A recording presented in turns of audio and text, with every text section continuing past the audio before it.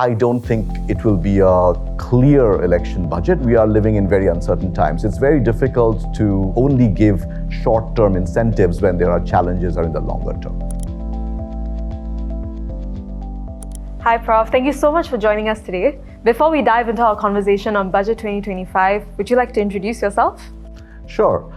I am Assistant Professor Aurobindo Ghosh. I'm an Assistant Professor of Finance in the Education track at the Lee Kong Chian School of Business. I also am a Principal Investigator for the DBS SKBI Syndex Inflation Expectations Project, which looks at cost of living. The Skills Future Scheme was introduced for the first time at SG50. As we approach SG60, can we expect a similar landmark initiative? Well, Skills Future was really something that was started for helping Singaporeans, particularly in mid-career, to continue education and upgrade themselves and upskill themselves. There are a few things that happened between in the SG50 and SG60. So one of them is Singapore becoming part of these blue zone, where longevity of individuals are going beyond their 84th birthday. So with people living longer, they need to also find themselves to be gainfully employed. So one of the things that has to be done is for older individuals who are probably pre-retirement to also train themselves or reinvent themselves to find out how they can be productive members of the society, if not under Skills Future, but for other initiatives that will help older Singaporeans to better adapt to the changes that are coming up in the world. This is also Prime Minister Lawrence Wong's first budget as Prime Minister. In your opinion, do you think we can expect anything new from him? In terms of what he will do differently, I think one of the things that he has to do is stamp his authority and what are the things that he has cared about long enough. And part of it is inclusivity. So he has been very strongly on inclusion of how to get different parts and sectors of the society to come together in a team atmosphere. And that is something that is very much conducive to higher growth, because you are getting people, older adults, for example, than individuals, both younger adults as well as people in the other sectors, for example, the gig economy. All of them need to be included more into the society so that all of Singapore will grow together and getting everyone a stake in that particular vision. 2025 is also an election year, so there seems to be greater emphasis on near-term benefits, cost of living issues. Will we see more feel-good handouts? How will this shape Budget 2025's policy moves?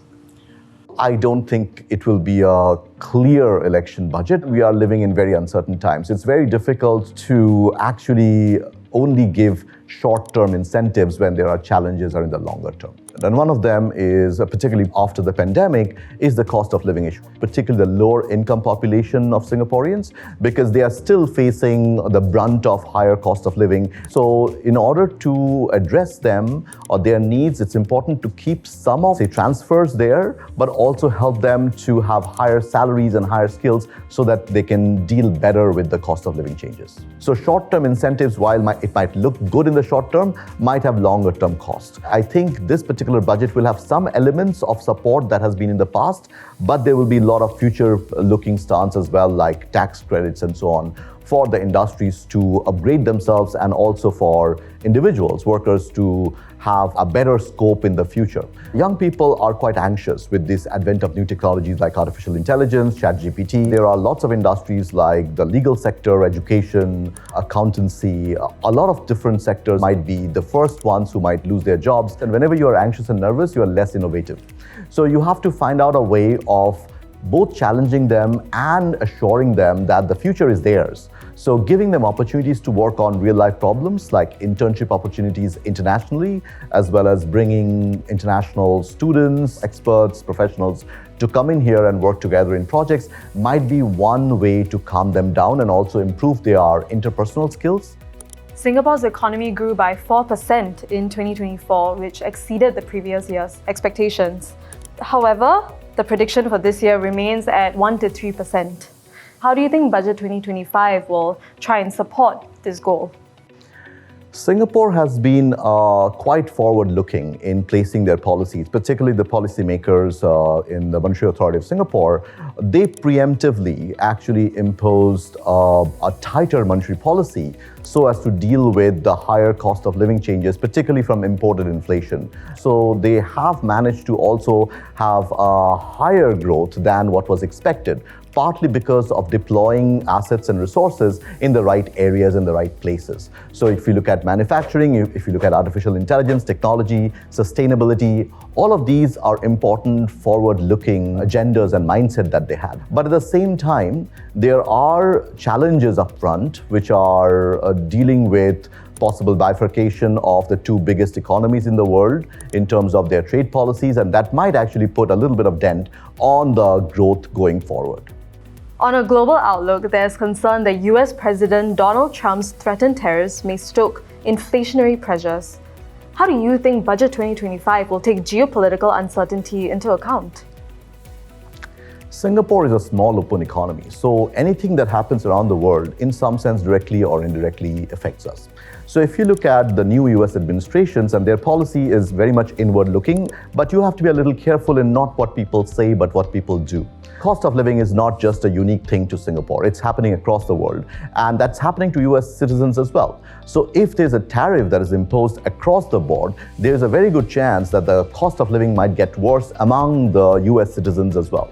So maybe the whole talk of tariff might be a little bit more of a rhetoric than what might be implemented at the end of the day. But at the same time, it's always better to prepare for the worst and hope for the best. So from Singapore's point of view, I think the best thing to do would be to look at more partnerships, more FTAs or free trade agreements in the region, like in ASEAN, with China, with India and South Asia, with East Asia, as well as Australasia, so that even if there are higher tariffs, there is a whole lot of other countries that we can also deal with, so we can make decisions of our own and feel better about lessening the impact of any of these tariffs that might come in. So both the National Productivity Fund and Financial Sector Development Fund saw significant top-ups last year. So aside from these two funds, what other forms of support can companies expect in Budget 2025? That's a very good question. In fact, both the funds had a $2 billion top-up of infusion in last year's budget. There are tax credit schemes that are out there as well, which will also help these companies to transform. Of course, companies are struggling in multiple fronts. So one of them is trying to move from a traditional way of doing business to a new way of doing business. So this includes banks and other smaller and medium enterprises as well. They need support to transform. They need support to pivot. And those things can only happen when there's support from the government in helping them to defray the tax implications that comes in, trying to retrain their employees, and also to, in some sense, support and get access internationally to sell their products. So these are all things that can be looked at in the budget to help them to try to expand the pool of people they can sell their products to, and also to transform their employee pool to be better prepared for the changes. What will artificial intelligence bring to the table is the fact that there will be an increase in productivity. Maybe 10% of the people might be able to do the job that is being done by 100%. So that also frees up a significant amount of resources for the others to also upgrade themselves. Okay, Prof, just to finish off, what are you looking forward to the most in Budget 2025?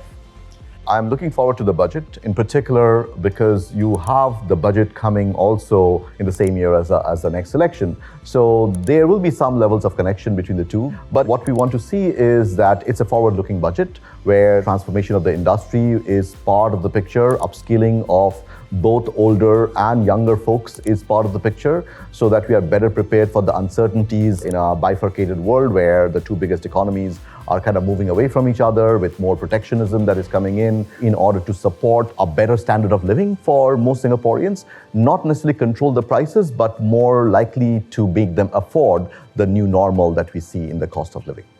Thank you so much for coming down today and sharing all of your answers with us. Thank you once again, Professor. Thank you for having me. Appreciate it.